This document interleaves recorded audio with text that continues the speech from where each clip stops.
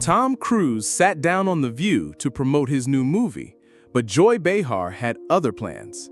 What started as a friendly chat turned tense fast when she challenged his beliefs, his past, and the power he holds in Hollywood. He came to sell a film, she came to ask the questions no one else would. And what happened next? No one saw it coming. Disclaimer: this is a fictional story featuring AI-generated characters. The lights were soft. The crowd applauded. The tone was easy, until it wasn't. Tom Cruise sat center stage on The View, flashing his signature megawatt smile. Dressed in black, calm and confident, he'd just finished explaining the stunt choreography for his new movie, a political thriller about a rogue agent fighting a surveillance state. And then came Joy Behar. She leaned forward, fingertips steepled, and smiled. The kind of smile that meant this wasn't going to stay friendly for long. Tom, I have to ask, your film is all about questioning power, exposing secrets, and breaking free from control.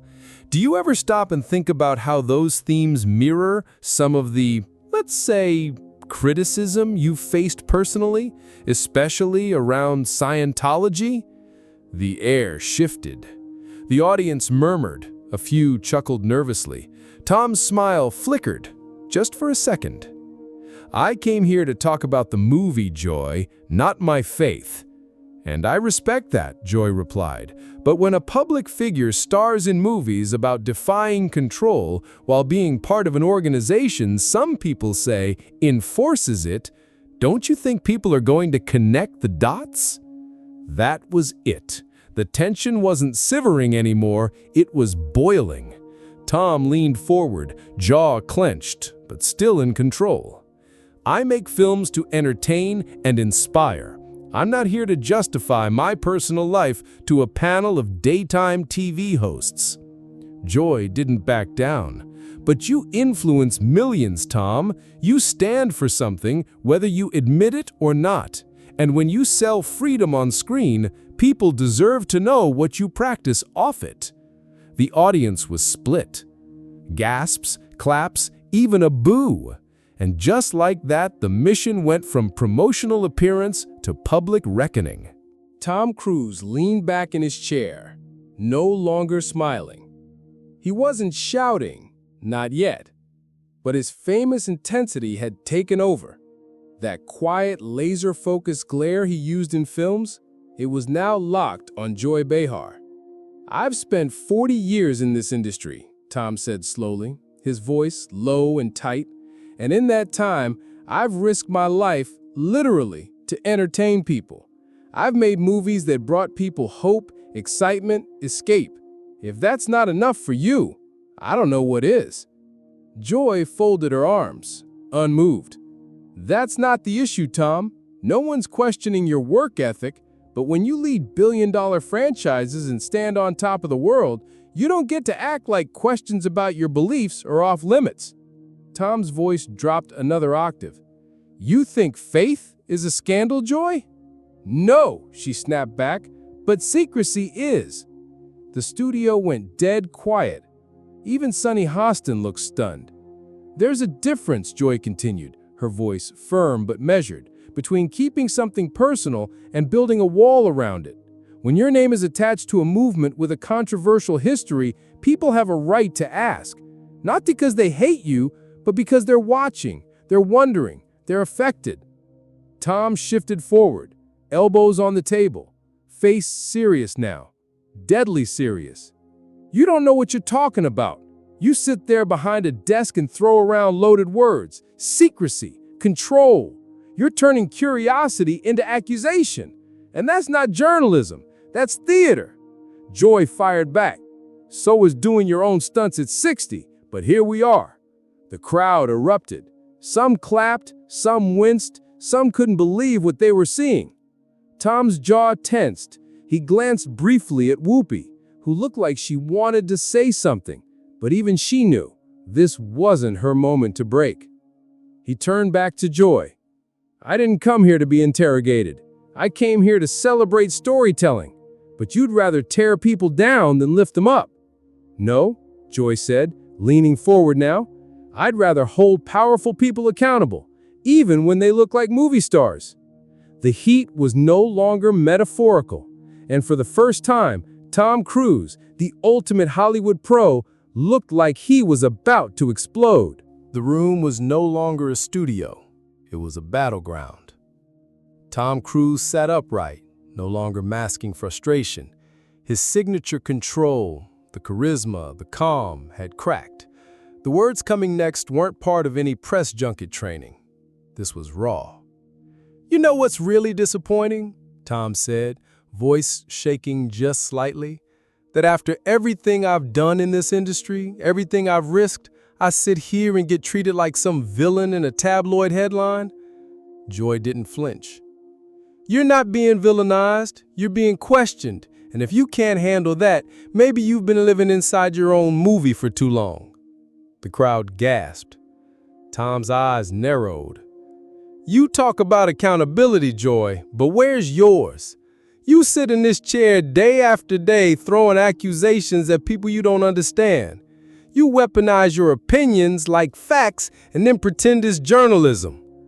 Joy, stone-faced now, fired back. "And you hide behind billion-dollar blockbusters thinking they make you untouchable. You say you believe in truth, but only the kind that can be sold at the box office." The crowd exploded. Applause, shocked laughter, gasps. Whoopi finally raised her voice. All right, let's bring it down." But it was too late. Tom stood up, not storming, not stomping, just standing, like a fuse had burned all the way to its final spark. "You think you can define me in 5 minutes on a talk show?" he said, voice louder now, eyes scanning the panel. "I've been in this game longer than most people in this room. I've faced critics, I've faced failures, and I've faced people who never gave me a chance. But I've never been disrespected like this, not on live television." Joy raised her voice to match his. "This isn't about disrespect, Tom. It's about transparency. And if that scares you, maybe you're not as fearless as your characters." Tom stared at her. Then, silence. 5 long seconds. Then, without a word, he reached for his mic pack. "You don't get to rewrite my story," he said. "Not today." And with that, Tom Cruise walked off the set of The View. The crowd fell into stunned silence. Cameras kept rolling as producers scrambled. Hosts looked stunned, and Joy Behar sat still, her face unreadable. No one spoke for a full 10 seconds. Then Whoopi turned to the camera, shook her head, and simply said, "Well, that happened." Cut to commercial. The moment Tom Cruise walked off The View, the world hit record. Clips of the confrontation, Joy Behar pressing him, Tom standing, voice firm and eyes blazing, spread across the internet like a controlled detonation. But this explosion had no safety net. By the time the episode ended, Twitter, X, was already ablaze. Hashtag Cruise walks out. Hashtag Joy versus Tom. Hashtag The View meltdown. Hashtag Scientology showdown. Hashtag not just promotion. Within hours, millions had watched. News outlets replayed the scene on loop, analyzing every word, every breath, every glare. Panelists on other networks argued not just about the clash, but about what it represented. The divide. The public reaction split down ideological lines. Cruise supporters called it a hit job.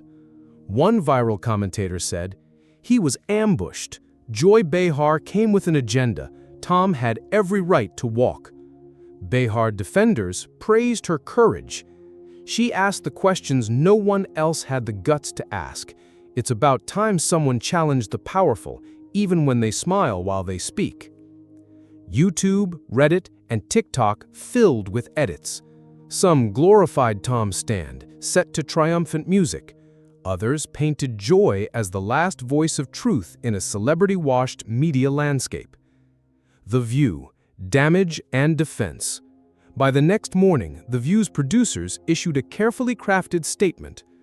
We respect all our guests and their right to express or withhold personal beliefs.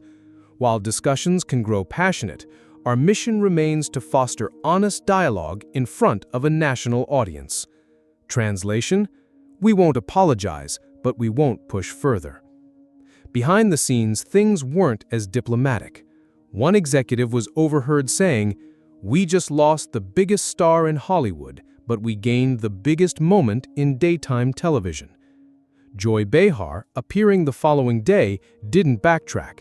In fact, she doubled down, opening the show with a single sentence that reignited the debate. When the cameras roll, so should the truth, whether the guest likes it or not. That clip went viral too. Tom's response. For a man known for silence off-screen, Tom Cruise broke form. A few days later, he appeared on a major late-night show. Clean-shaven, calm, but unmistakably direct. I walked off because I wasn't there to defend my soul. I was there to promote a story. If that's not good enough for some people, that's fine.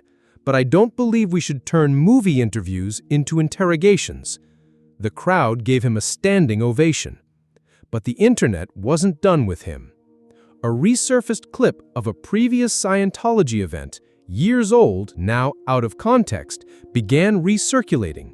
His critics sharpened their blades. The line between Tom Cruise the icon and Tom Cruise the man had never felt thinner.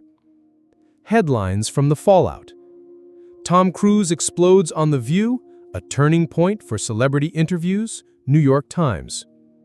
Joy Behar versus the Hollywood machine, did she go too far? The Atlantic.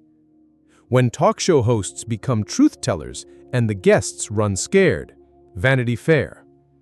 Mission uncomfortable? Tom Cruise's worst press stop ever? Variety. Public discourse. Podcasts, panels, and roundtables buzzed with questions. Should celebrities be protected from uncomfortable questions? Is religion fair game in interviews? Is Joy Behar the new conscience of daytime TV or just confrontational? Everyone had an answer. No one had agreement. But everyone agreed on one thing. You couldn't fake that moment.